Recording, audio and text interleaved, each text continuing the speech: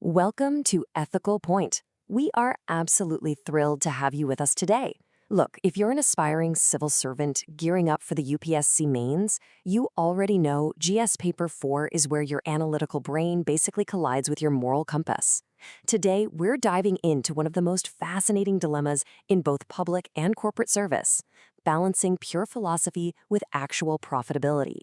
Oh, I am so ready for this. And full disclosure, I'm definitely playing the skeptical student today. Because honestly, we need practical, real-world applications here, not just, dusty textbook theories. So, as my mentor today, how are we going to break this down into a practical masterclass on corporate governance? Actually, before you even jump in, listen to this exact 2023 mains question. It goes, what do you understand by moral integrity and professional efficiency in the context of corporate governance in India? Illustrate with suitable examples. That's a 150-word, 10-marker challenge. It really is a brilliant question. It perfectly tests your ability to synthesize ethics with hardcore administration. That prompt essentially sets up what we call the twin pillars framework. On one side, you have conscience, that's your moral integrity. On the other side, competence, your professional efficiency. Our whole discussion today is going to frame these two pillars so you know exactly how to structure an absolute award-winning answer. Now, I know you UPSC aspirants are incredibly time-poor, so let's be fiercely efficient. Here is our agenda for today. 1. Decoding the prompt. 2. Moral integrity in action. 3. Driving professional efficiency. 4. The integrity efficiency matrix. 5. High-scoring main strategy. And finally, 6. Future trends. All right, let's get straight to it. Section 2. Moral integrity in action, doing the right things. So, in the realm of corporate governance, moral integrity is essentially the unwavering adherence to ethical values, honesty, and transparency, especially when absolutely no legal oversight is present. Let's look at a specific mechanism, like related party transactions, or RPTs. Okay, wait, time out. Give me a layman's definition here. How does that actually play out in India? Fair point. Simply put, an RPT is a business deal between two parties who already have a pre-existing relationship. In India, where massive family-owned conglomerates totally dominate the market, moral integrity means these deals must be done at arm's length. That just means fairly and at market value to avoid any conflicts of interest. The whole goal is to protect the minority shareholders, the folks who don't have a seat at the family dinner table.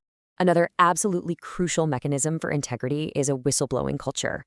In plain terms, this means creating a genuinely safe, highly protected environment where your employees can report on ethical practices without looking over their shoulders. Right. That makes total sense. Because if you don't have that culture, employees are basically just living in constant fear of getting fired. Without it, any claim of truthful financial disclosures is just a complete myth. You literally can't have accountable leadership without protecting the people brave enough to speak up. Exactly. Let's look at the real-world stakes here. Take the Tata Group, for example. Through the Tata Code of Conduct, they focus heavily on integrity in all their business dealings, which builds this incredible trust premium among Indian consumers. They treat corporate assets like a trust for all stakeholders.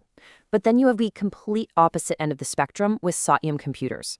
A total, catastrophic lack of moral integrity led to massive financial manipulation, literally inflating profits and falsifying cash balances out of thin air. And the result? The absolute destruction of investor trust and their corporate credibility. Section 3. Driving professional efficiency. Doing things rightly. So if moral integrity is doing the right things, this second pillar is all about competence and productivity, doing things rightly. You could be the most ethical company in the universe, but if you aren't efficient, you simply won't survive. A core component of this is independent board oversight. Let's pause there for a second. Just for the sake of my notes, what is the exact examinable definition of independent board oversight? In layman's terms, these are directors brought in from the outside who do not owe their paychecks or livelihoods to the company founders. Think of them as the designated skeptics. They provide objective critiques to ensure strong internal controls and really timely, informed decision-making. And that ties directly into why efficiency means optimal resource utilization and rigorous risk management. HDFC Bank is a phenomenal benchmark for this. Look, in an incredibly volatile financial market, HDFC is famous for maintaining very low non-performing assets, or NPAs. They identify and mitigate financial and legal risks with absolute precision. That high level of competence is exactly what keeps them competitive. I've also been seeing this buzzword, ESG norms, floating around literally everywhere. How does that factor into efficiency? Because efficiency isn't just about balancing the books anymore, right? Spot on. ESG stands for Environmental, Social, and Governance Standards. Think of it as a scorecard used by investors to evaluate a company's collective conscientiousness. Are they polluting? How do they treat their workers? Adhering to ESG norms is a totally vital metric for long-term professional efficiency and adaptability. For example, look at Reliance Industries. To remain relevant and highly efficient, they aren't just coasting on their legacy businesses. They are aggressively leveraging artificial intelligence, executing massive digital transformations, and actively working to adhere to those ESG norms. This ability to innovate and adapt is the absolute hallmark of professional efficiency. Section 4, the Integrity Efficiency Matrix, the intersection of success. Okay, I have a challenge for you here. What happens if a company has sky-high integrity, but they completely lack efficiency? Well, that yields a noble but failing organization. It wins the public's trust for sure, but it completely loses its market share. Think of certain well-meaning but incredibly bureaucratic legacy PSUs. Right. What about the reverse? Low integrity, but extremely high efficiency. Those are highly profitable but incredibly risky. They tend to grow at lightning speed and then collapse violently in a massive scandal, just like Satyam computers. So the true gold standard is high integrity combined with high efficiency. That yields sustainable growth where ethical decisions actively enhance brand value over time. I actually found this golden nugget in the source material that sums that up perfectly. It says, if moral integrity provides the license to operate, professional efficiency gives the power to grow. I am definitely weaving that exact quote into the conclusion of my mains essay. You absolutely should. It perfectly encapsulates the dual requirement for modern corporate survival in India today. Section 5, high-scoring mains strategy, structuring the perfect 10 marker. Let's translate all this theory into a practical blueprint for the actual exam. Step 1 is your standard intro. Immediately define those twin pillars of conscience and competence. Step 2 is applying the matrix. This is your core body paragraph where you contrast Tata's trust premium with Satyam's collapse to really show that real-world friction.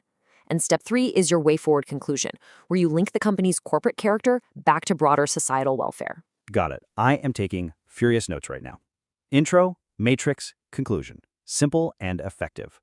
And hey, here is a massive pro tip for impressing the examiner on that answer. Always mention that a company's assets must be treated as a trust for all stakeholders. Don't just say shareholders. Emphasizing all stakeholders shows you truly understand why protecting minority voices, employees, and the environment is so crucial in India's promoter-led business landscape. Section 6, future trends and conclusion. The trend extrapolator. Remember, the UPSC exam is super dynamic. Based on our mapping of the syllabus, we anticipate future questions will ask you to analyze frameworks that ensure companies are simultaneously profitable, trustworthy, compliant, and sustainable. They want to see if you view the private sector simply as an adversary or as a potential partner in national development when it's properly governed. Yeah, that makes perfect sense. We really have to be prepared to link corporate profitability directly back to sustainable societal welfare. It's all connected. Exactly. And that brings us to the end of today's explainer. But before we go, I want to pose a provocative administrative dilemma to you and really to everyone listening. If you were appointed to the board of a struggling legacy PSU today, how would you balance conscience and competence to save it without compromising ethical values? Keep that integrity efficiency matrix in mind. Oh man, that is a fantastic question to wrestle with during my next study session. Like, how do you inject hardcore competence without losing the public's trust? I love it. Try writing a quick outline for it. Thank you so much for joining us today on Ethical Point. Keep pushing your intellectual boundaries, and we'll see you in the next explainer.